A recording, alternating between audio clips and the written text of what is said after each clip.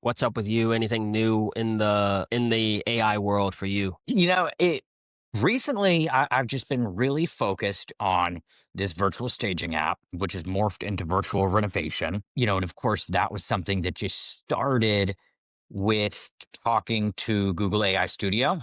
And then, I've since probably spent $1,000 on Claude credit. And yeah, it's almost like it's kind of like it feels like online gambling in the sense how I don't really, gamble online, but it's how I would imagine that would feel because I'm just always sticking more coins in it and somehow it gets more expensive. But yeah. How about you? What's the downside? Like, what's the downside to like what's the possible drop off here of you spending $1,000 on it, and what's the dark side of that? Yeah, I mean, I Addiction. think if I'm yeah, yeah, really. Yeah, they quick dopamine hits. But also, I mean, I think, kind of what you're saying too is like it's a hedge. It's a mitigated risk. And right now, it's such an easy time to start because to start a business, you don't really have to start a business. Just put something out into the world, and if it works, you might have a business on your hands. But especially now, just in the AI age, it's everything you can do at scale quickly. Yeah. Yeah, I think there's two worlds that we're looking at right now. It's like obviously who just put out a report. I forgot who just put out a report, but it just said that AI makes people dumber. Like LLMs make people Oh, dumber. I was just heard that on a Yeah, podcast. Yeah. yeah. So LLMs make people dumber. They don't have to think as much. Uh-huh. But then you have the other argument of basically that it's making the the the easier jobs, easier to outsource, right? So it's like, it's not easy jobs. It's just like what people would consider grunt work or the opposite of what they got into the business Lower for. lower skilled labor or more monotonous tasks, I Yeah. think, and especially that's where a The lot of the boring stuff. agentic work. Exactly. Exactly. But so you have the two sides of the argument, right? You could see both sides. You could see where people are just asking ChatGPT every single question. They're asking them to write everything for them. They're not thinking anymore, and so people are getting dumber. But then you also see the other side of things of like, well, I'm not a writer anyway, and I'm asking it questions that would take me all this time to research or whatever. So it's like very like we're at a crossroads right now where people are like, is it good? Is it bad? It's like, it's how you use it. And that's what our whole podcast is about, is like, how do you use it though? Exactly. Exactly. And I think, especially as a research partner, or tool really, the fact that you can ask it any question and have the knowledge right in your hands so quickly, I think it adds a lot of leverage and power to really whatever you're doing. So yes, while it might be, if you're using it to write your essays, you certainly might lose some critical skills there. But just in terms of, for research and brainstorming, I think it's incredibly powerful, and especially vibe coding. I mean, the vibe coding I can't rave enough about. Yeah, I think so. One thing I wanted to talk about today, and I think this is going to be right down your alley, and I think you're going to enjoy this. But Claude just released Claude Skills, okay, and I'll bring up a little bit later some Reddit threads because some people who have actually been in development and actually are software developers have another take on this. But like just laying out what this is so that we can have a discussion about it. But basically, Claude Skills, the idea is that instead of having an agent for every single business, say we're an accounting firm, right? And we created an agent inside our business that is doing all these certain tasks, right? I don't necessarily know what tasks you would have to do with accounting, but accounting tasks, Accounting right? stuff. Yeah. Yeah, accounting stuff. And we've fed it all this information, right? We've fed it, our operating system, whatever. Instead of having to basically remake that agent or copy and paste that agent into another business, what we do is we create a skill based Oh, on so what it's like that agent does. a templated workflow essentially. Right. It's actually just folders, right? So this is what they said, is like you need to think of it as like a folder. So it's a folder of how to do this whole thing, right? Okay. And so it goes from, and the more folders you add, the better it gets at the thing, right? So it's like Hmm. each action that it takes or each like project that it does is another folder in the system, okay? And so basically, instead of having to create workflows all the time, what you're doing is you're creating and this is what I did for us. I actually just posted a video on YouTube about how to make like your own internal operating system in ChatGPT so that you don't have to like go through files and stuff like that. What you can do is you can literally just talk to the GPT, right? Sacagawea. Actually, yeah. And Or what did you say? You go, yeah, sack for sure. I was like, I don't yes, know. Maybe we can brush that up a little bit. SAC AI. Okay, exactly. Basically, the idea for me is that you're creating a knowledge base for your business, right? Instead of having one person in your business who's been here for like 20 years and they know everything about it, and we have to go to them to get the information all the time. And today they're sick and no one can do any of their job. You can just Mhm. go to the GPT or to, in this case, Skills, which is a folder built off of this knowledge base, right? So it's like you have this knowledge base. What is the skill that I can take from that? And then it can actually do the work. So, in a more applicable sense, help me understand this. So, for example, with Stage Snap, how could I use a skill to marketing, for example? I hate marketing, and I know we should posting content, especially since it's a content heavy business. But how could I use a Claude skill to take that off my plate? Yeah, let's so breaking down the operational, I hate saying operating system all the time, but that's what it is. It's like how do we post? I know we have one for the podcast that it's going to get us to the top of the charts in a year. That's the goal. 165 days we're at the top of the charts. Because if everyone shares with one person, come on, Drew, you know the Honestly, rest. yeah, no, honestly, it would only take us well, no, not even 50 episodes. It would take us 30 episodes to get to 5 million viewers. That's not that bad. There you go. Honestly, we should start doing that. We should start throwing in an ad to get people to subscribe and share with a Like friend. an ad But for ourselves. yeah, and be like, Podcast you know, sponsored by the podcast. right. But so going back to what you're saying about the marketing. So like what is the skill that we're talking about? Like let's say LinkedIn, for example, right? It's like I go into Claude and I come up with, the subject of what we're talking about, and I put a description, right? How am I coming up? I need to be a little bit more cognizant of how I'm coming up with these ideas. So then I can give it to Claude as a skill, like the skill of coming up with these ideas, right? That's skill So one. you're basically you're showing it how to think, the framework in which you want it to work in. Right. So it's like I went on to Instagram and I looked up the top 5 posts that I could find from my favorite creators, and I created a Oh, blog that's a post good. based on the top 5 things, whatever. And so instead of me having to do that, I can just go into Claude, and this is where APIs come in and all that stuff. It's like I give it all the information. I give it our company information so it can draw upon how we speak, what we talk about, and it could be Brand tone, an yep. employee of ours. And then I go into the skill, right? So it's like that's the big thing that I'm understanding people are really jumping on is that knowledge base, right? When you So say knowledge base, what does that mean? yeah, so for example, what I did for us, right? I literally took our 5 or however many episodes we have out now, 6 episodes. I took all the transcripts and I put them in the ChatGPT, Sacagawea AI, and now Suck, yeah, yeah.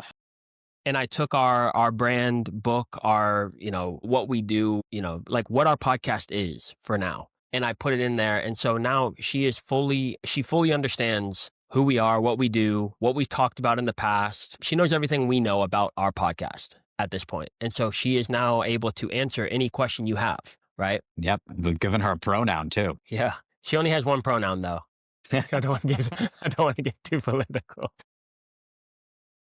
But so knowledge base is a huge thing right now. And I can see like I've really been on this for like the last 3 days, but it's like I can really see where companies are going to jump ahead of other companies because you can X onboarding. Like Oh, yep. instead of it taking you 6 months, it can take you 6 days to onboard someone. Because Definitely. now if they have a question, they just go on to your GPT, your OS, and they have every question answered. What's the process? And as they ask questions and they get answers, it's constantly iterating and constantly iterating. And so it's coming up with better answers over time, and it's learning about you even more. So, so the onboarding process is literally 100x. I think because onboarding's become easier, it also makes it cheaper and easier to hire people at scale because then you remove the barriers of, you know, Drew, how do you do this? How, what do I do here? What do I say? How do I, et cetera, et cetera, et cetera. So to your point earlier about kind of training it in line with your brand, for example, if you have someone that you're onboarding and maybe, you have some elements of your culture that are very important at your company, let's use the, I don't know, Chick-fil-A example, how they always say my pleasure. Let's say you have something like a trademark like that in your business, it can be consistent in enforcing and reinstilling that.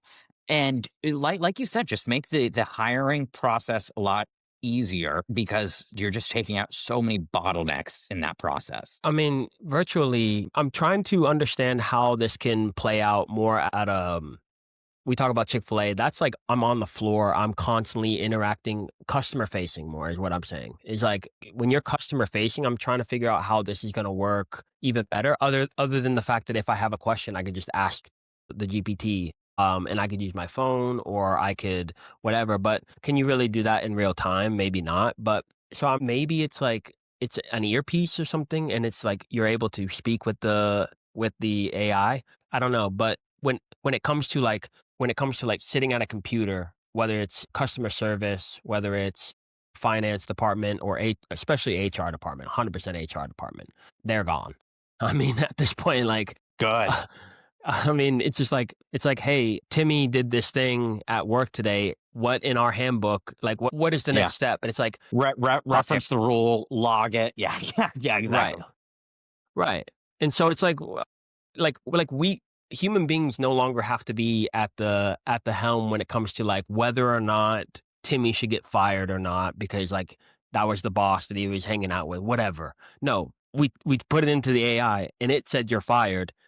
My hands are off. It's all based on company data, company like these are our values, these are our everything, and there's no gray area there. So HR is gone. So you're saying performance metrics are going to become more quantitative and it's going to make office politics more difficult, is your prediction?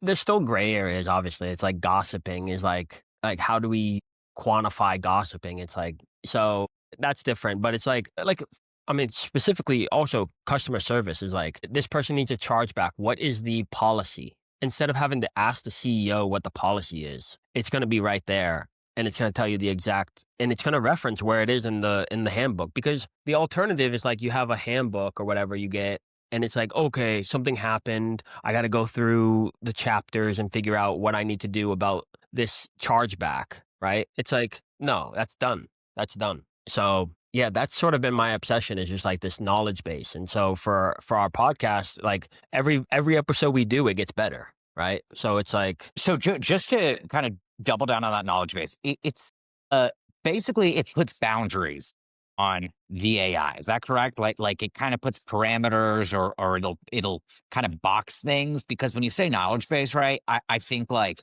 now like Google, like the everything out there. But what you're saying is more taking everything that's out there, making essentially a lighter model of just the relevant information, and not only the relevant information, but how you want the information perceived. Because ChatGPT might give you a different answer than if you put it in, Drew GPT, in terms of how you have that set up. So is that kind of, and where do you put this knowledge base? yeah. So right now, what I did is I did it, and I just posted this video on our YouTube channel, but I put it into ChatGPT. I made my own GPT, right?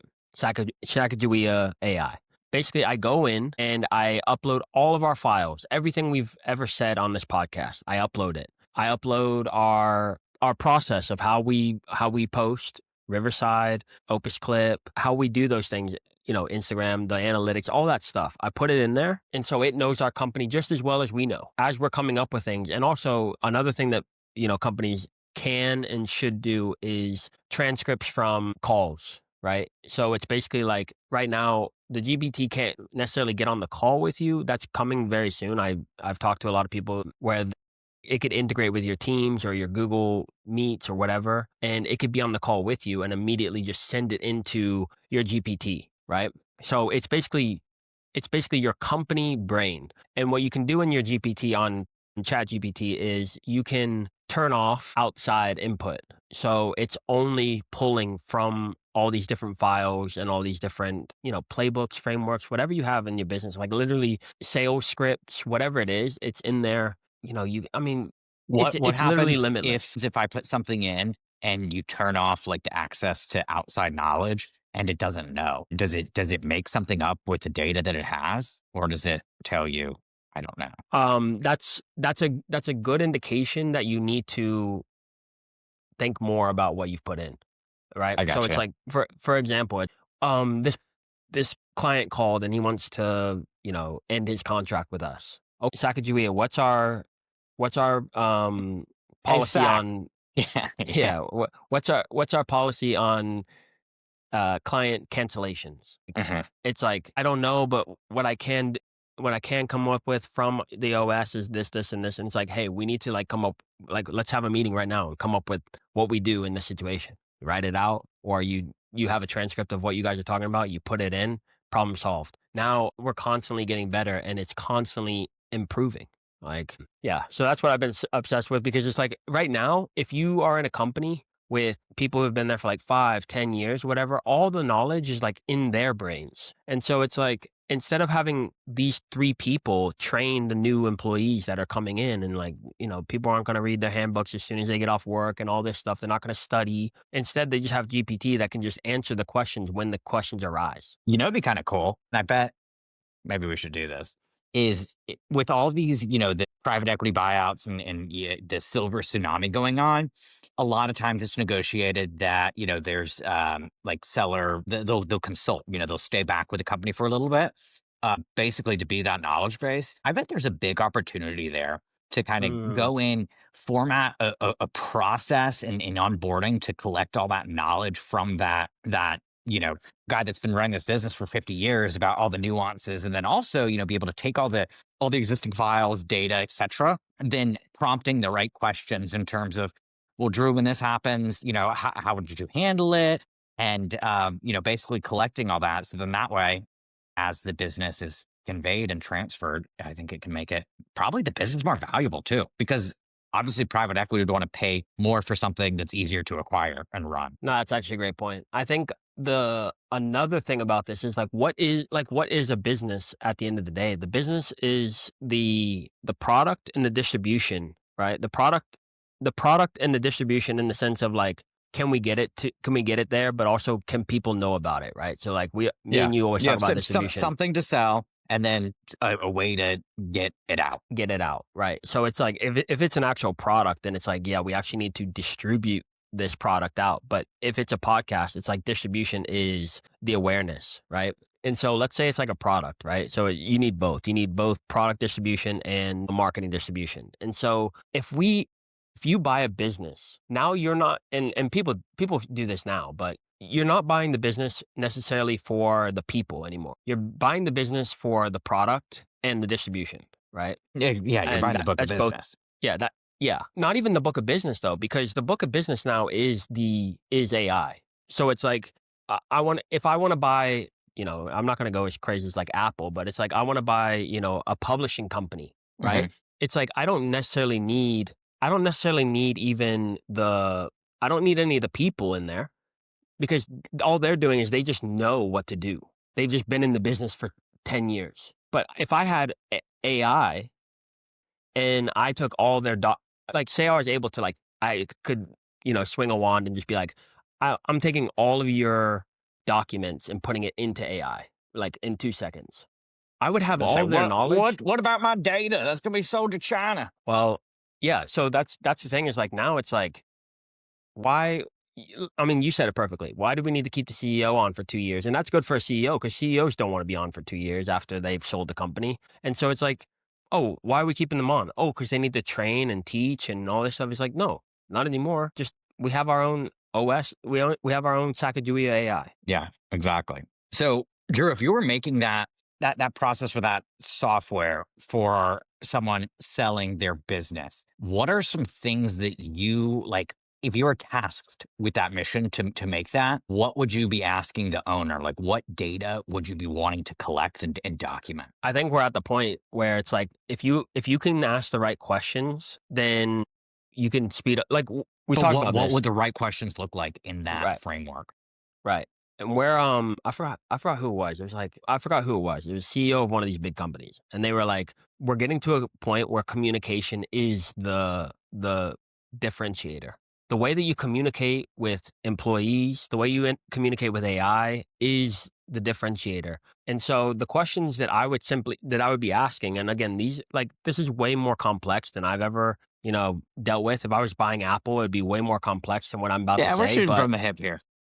a plumbing company, a local plumbing company, I would simply go in and I would ask Dave, and I'd be like, "Hey, Dave, like, we're Hey, gonna sit Dave, we're down for making like, sack. we're gonna sit down with coffee, and we're gonna talk for 4 or 5 hours, and I'm gonna ask you questions about your business, and you're just gonna talk, and we're gonna have it recorded, and we're gonna transcribe it, and then we're gonna put it into AI, right?" So I would go in, I'd basically be like, "Hey, Dave, like, when did you start this? Like, who was your first hire? Yeah, What was the starting salary, and what's the salary now? Like, I would go down the list. Even if I knew the answer, who cares? Get it all on right. paper. It's for the data. Yeah, It's for the data, and it's like, okay, what's your cost to acquire a customer? What's your like? Are you running ads? No, okay, that's good to know. And then I would be able to go into like this is so. First of all, I was about to say this. Consulting might be dead as well, because if you think about it, AI is my consultant now. AI knows everything uh-huh, about my business, and all I uh-huh. need to do is And it can make a ask. PowerPoint. Right. And it's like, what is consulting at the end of the day? It's like find the leaks in my business, right? It's like, where do I need to push harder? It's like, I'm asking this guy all these questions for 4 or 5 hours. We're drinking coffee. We're having a great time, glass of whiskey, whatever, just chilling.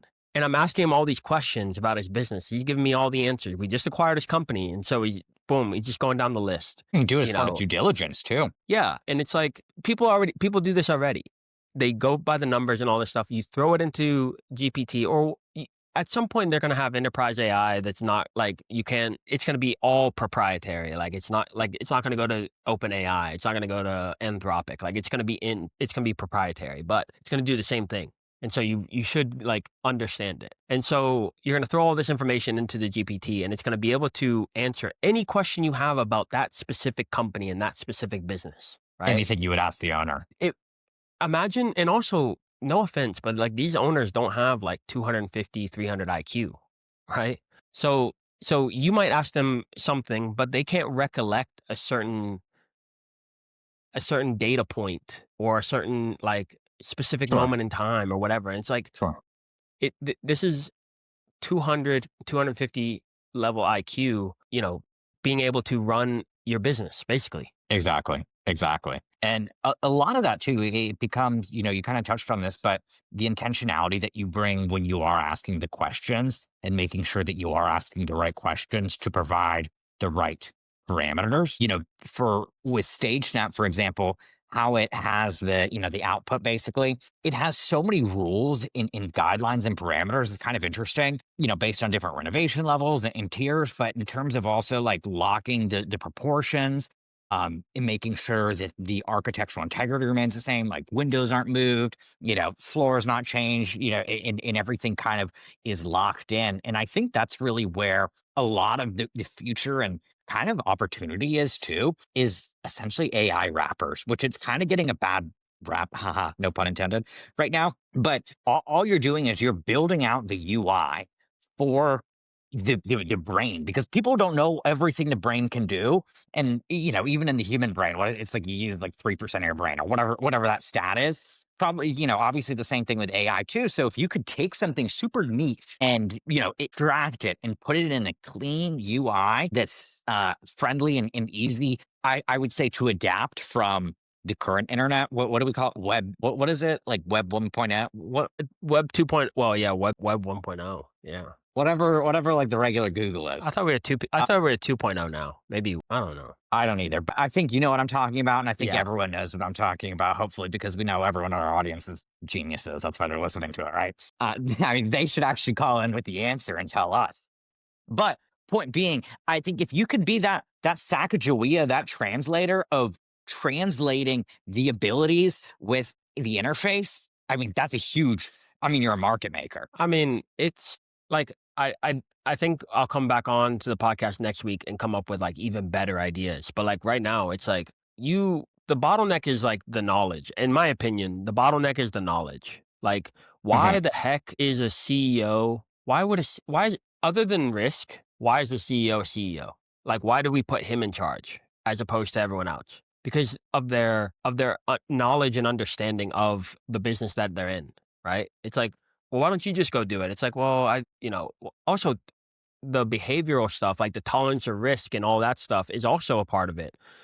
But why is tolerance of risk so important? Because you can't make good decisions under if you don't have good tolerance of risk, right? Because now you're going to be playing towards the risk. You're going to be playing safe. And so AI doesn't need that. It doesn't need tolerance of risk. It just tells you the answer, right? Now that's another thing is like hallucinations and all that stuff. Don't I need to look that up and I need to research that if it can hallucinate if it's a knowledge base because it's like why would it hallucinate? It's just going based on the knowledge. It's not like coming up with answers. It's just giving me the answers that's in the file. So maybe there is no hallucination, but the idea is like at some point we're gonna see an AI CEO because who else would you want For in sure. that Well, position? there's going to be, I think, the one person $1 billion companies, and they can call a CEO whoever they want, but it's going to be one person who starts it, who has a bunch of agents working for an agent that's doing the marketing, and then has a bunch of agents under that. I mean, it is quite literally going to take the infrastructure of a lot of these companies and just condense it really. But where I think kind of some more interesting stuff comes about too is like the compute cost and the compute power because, for example, on Claude, they have Sonnet 4.5 and I guess it's Opus 4.5 now, which Opus is crazy, absolutely crazy. So I had a task that I had to have it do basically, and I put it in and I said, should I use Sonnet 4.5 or should I use Opus?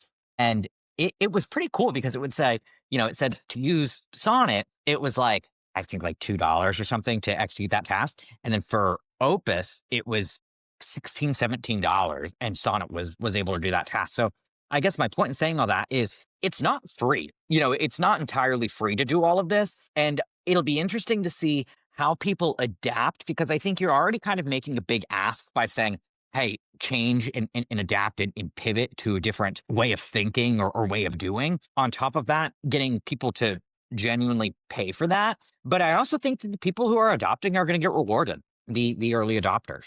It's a Yeah, last chance to make generational wealth. like I was listening to a book today about John D. Rockefeller in like 1909 and how like all the young people were telling John D. that it was just like, hey, there's no more opportunity in the market. There's no more opportunity for us to make money like you guys did. And it's like, bro, 1909, dude. And it's like we're in 2025, about to be 2026. We're acting like it's like too late to get in on like whatever. It's like you could still start an oil company right now and make a lot of money. Like Even a drop shipping company, you could you make could probably profit. figure Like out. but the issue is you have to be like if you're not first on the wave, then you actually have to be like somewhat good at the thing, right? Right.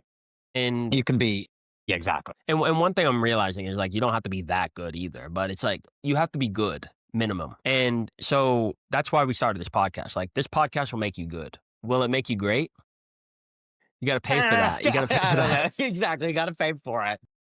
But I think the idea here is like the trying to tie a bow on this. If you have a knowledge base for your company, then it democratizes the information. Like it doesn't need you. Exactly. They don't need you to tell them what to do all the time. The finance department doesn't need you to tell them whether this is a good idea or this is opposite. You don't need to ask the finance department whether this is a good move or a bad move or what's the policy on this and policy on that.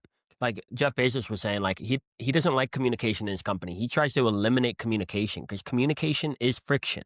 If I text Chad and I say, "Hey, what time are we starting the podcast?" and he doesn't answer for 15, 20 minutes, Not we've uncommon. lost like or the opposite.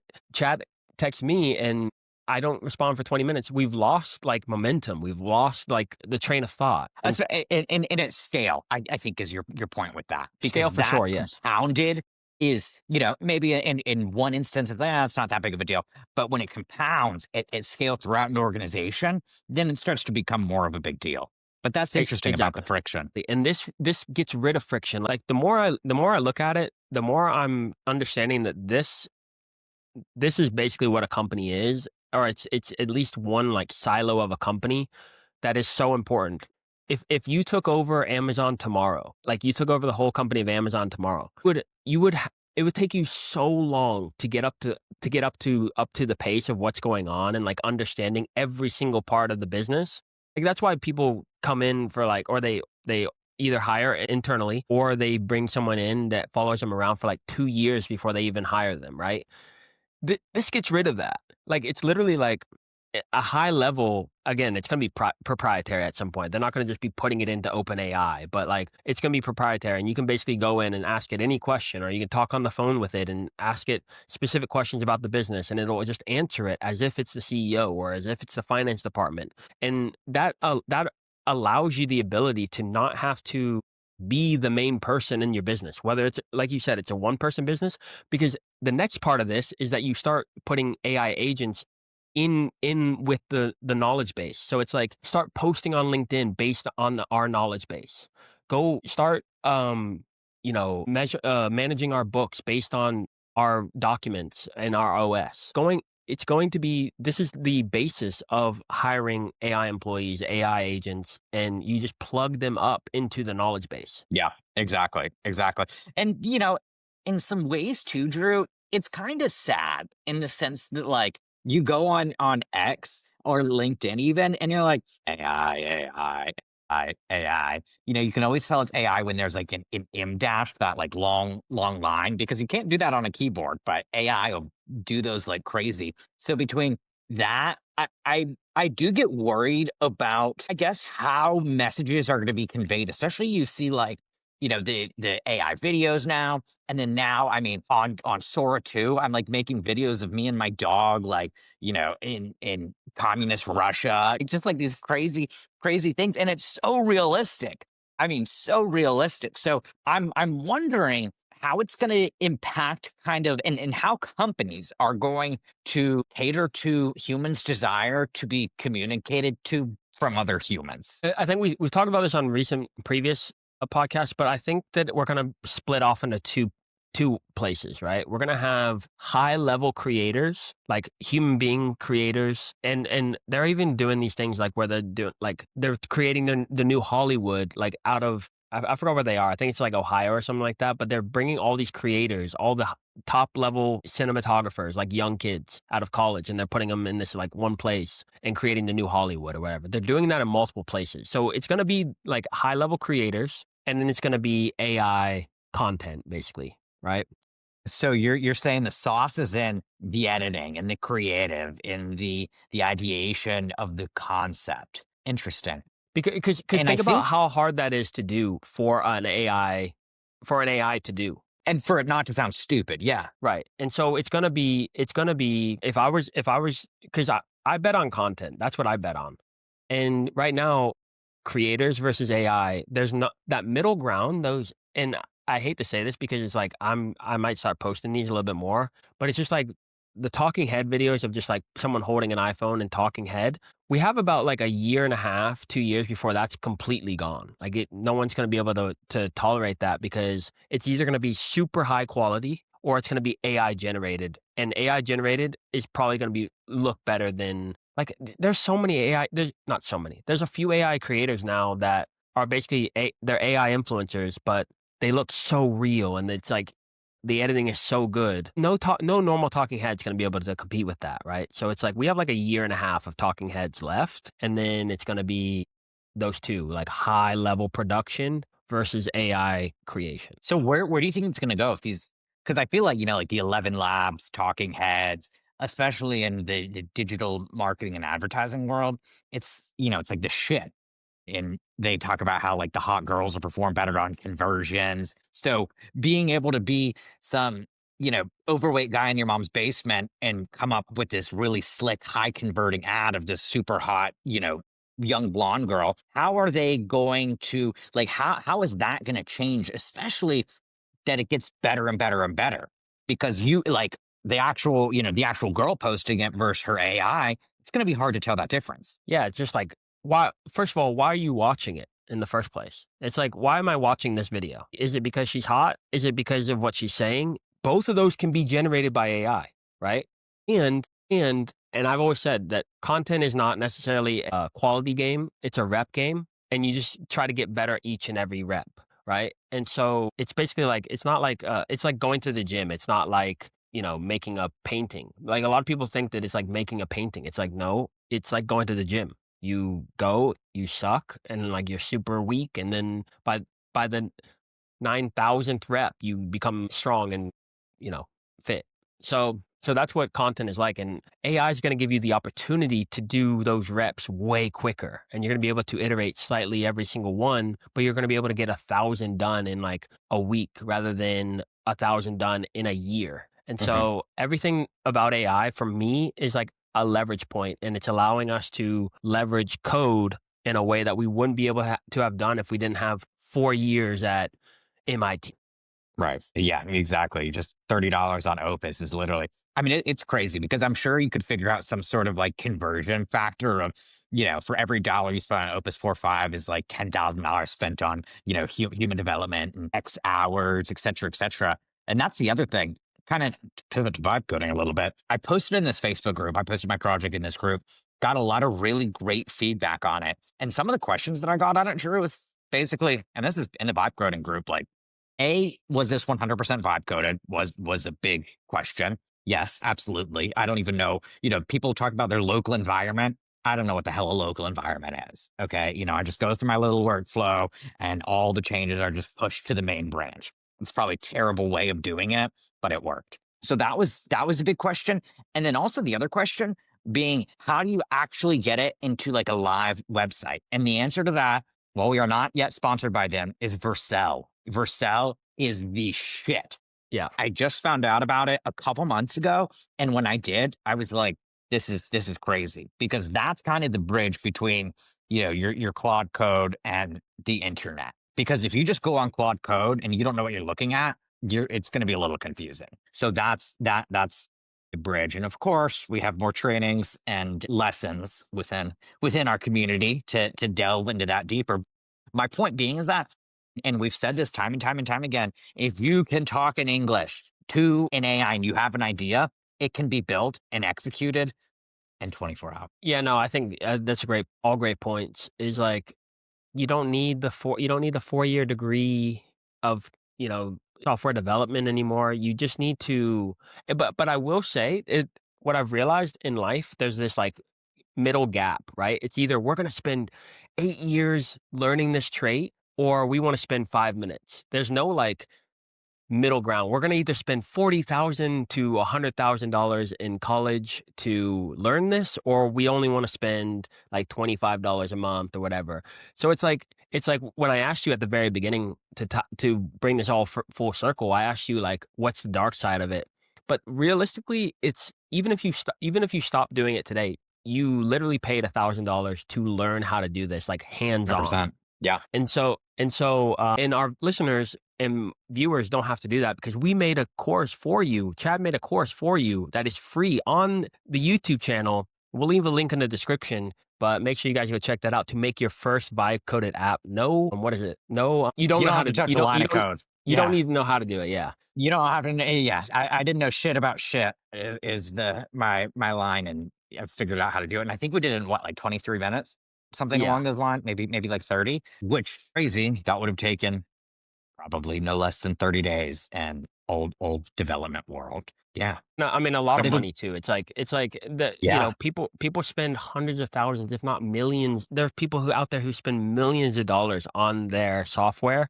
And now I will say, if you're going to have like enterprise level software that you need to ship to the masses, maybe vibe code it first, and then Opus 4.5 can do it.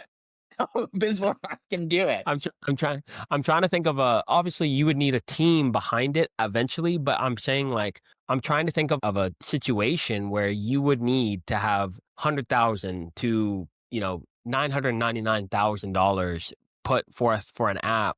Why would you need that at the beginning if you weren't just going to ship it out ASAP? But what do I know, Well, and I think the models get better every single release, right? So when I was doing it a month ago, I was running into problems that might take me like a day of talking back and forth to the AI that now I can fix in one prompt. So I think it is just showing how quickly it's developing. But then B, a lot of these companies, for example, Vercel is building, they built VO Agent with VO Agent. And these companies are built, and I believe Lovable, it's kind of, some other Replit, actually, it was Yeah. Replit builds Replit with Replit. Maybe Lovable does too. But it's interesting because I think that you can kind of look ahead Like, for example, on mine, I said, okay, let's do a security audit. What are all the vulnerabilities? What could go wrong? How can we harden this? How can we make it better? How can we make it more maintainable, more sustainable? How can we prevent it from crashing? How can we do all these things preventatively? Because you could still do these things before. It just might have taken a developer, 3 weeks. And then if he makes $300,000 a year, how much is that, per week? You can kind of look at it that way. But if it costs you $2 and 10 minutes on Claude, then hell yeah. So I think the ability to vibe code, people think vibe coding, they're like, oh, just like a shitty MVP. Maybe a couple months ago. But now, I mean, it'll be interesting and scary for what it does to apps and software and those type companies. Yeah, and I mean, in the last episode, we went over like how to know something's even worth pursuing. And once you like pursue it and ask those questions and get your first 10 customers and finally someone buys it, and once you go through all that, then it's like then you can scale it out as is and then start hiring the team underneath that. Like we are in a crazy situation right now, and I think that it's really important for people to learn about what these things that we're talking about, and not for maybe not for the sake of like learning what a GPU is and all this like all these different things or a code base or whatever it is. Like not necessarily learning it for the terms and becoming the next developer, but to ship a product that you want to ship. Like and then that Or just that brings us in. yeah, just something that can help you with your workflow, your Exactly. your everyday job.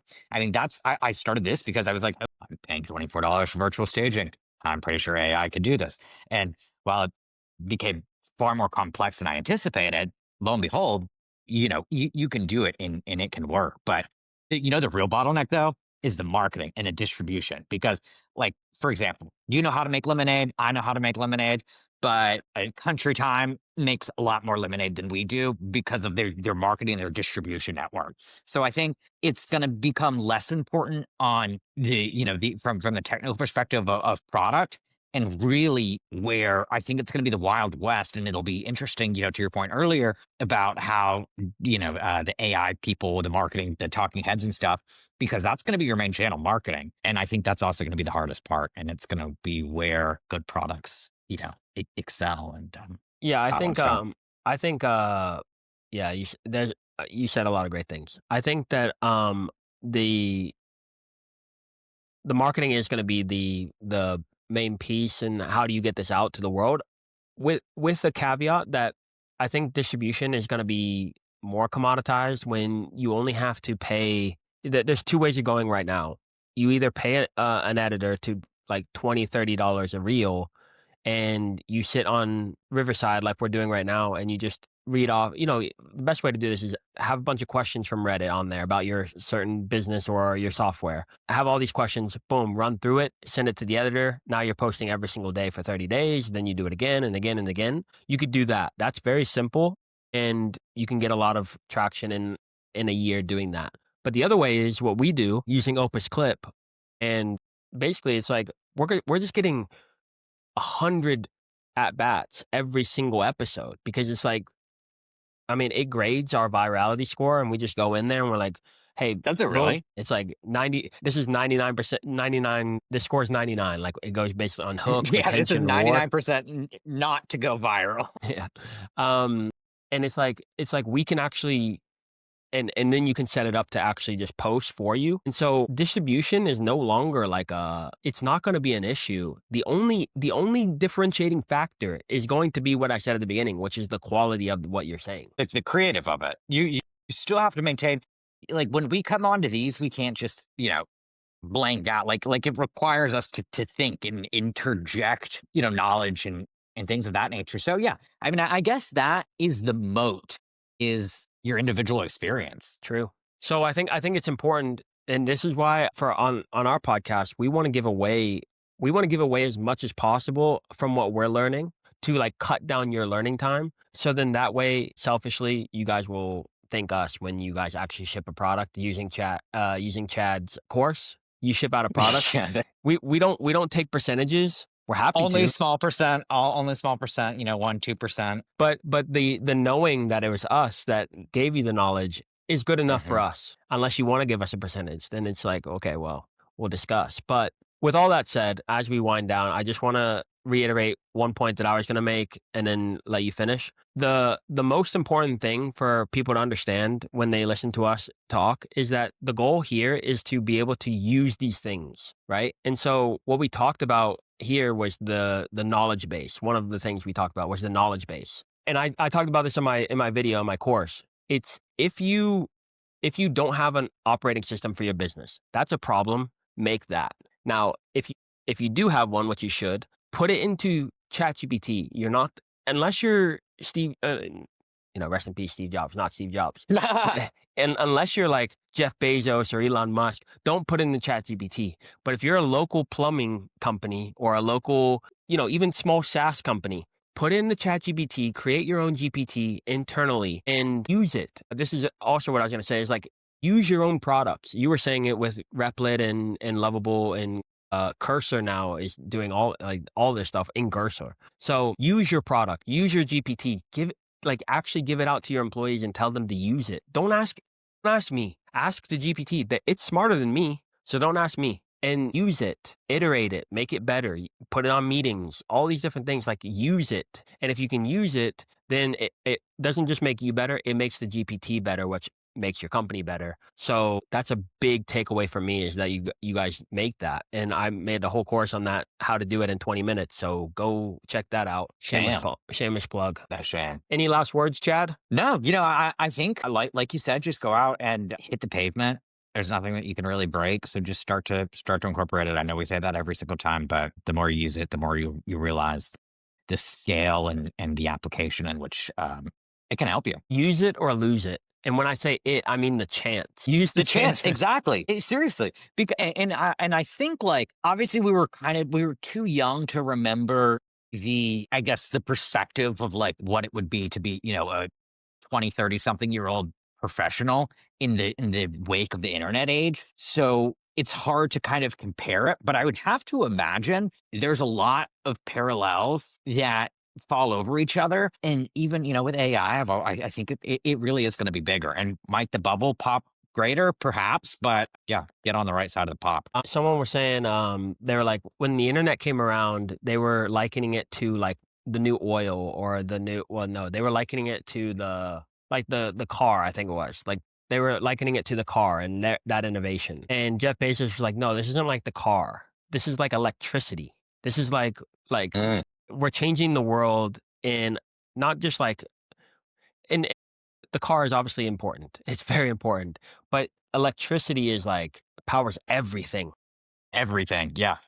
Which is what he said the internet was like. And I took that to heart because I was like, well, what is AI at this point? I think AI is on it. We'll talk about this in another podcast, but make sure you guys share this with one person, because if you share with one person, we double in growth every single episode. And all we need, guys, is I think 23 episodes and we will be at 1 million followers. So just go send it to one person. Like send it to someone in your contacts with the letter A, okay? Someone in your contacts with the letter A, send them the link and say, just follow. Be quiet. Don't ask questions. Just follow.